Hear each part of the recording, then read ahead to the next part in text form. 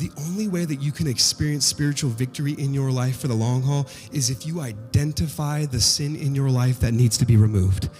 Maybe in your life today, you don't have some sort of witchcraft or occult practice like they did in Ephesus that you need to throw in the fire. But I wonder, what do you need to throw in the metaphorical fire today?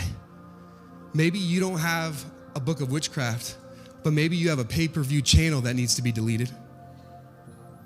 Maybe you have some alcohol that needs to be poured down the drain. Maybe you have a credit card that needs to be ripped up that's creating some bad habits in your life. What is it? Maybe you have some pills that need to be flushed down the toilet. What is it in your life that needs to be eliminated? Because where there is revival, there must be removal.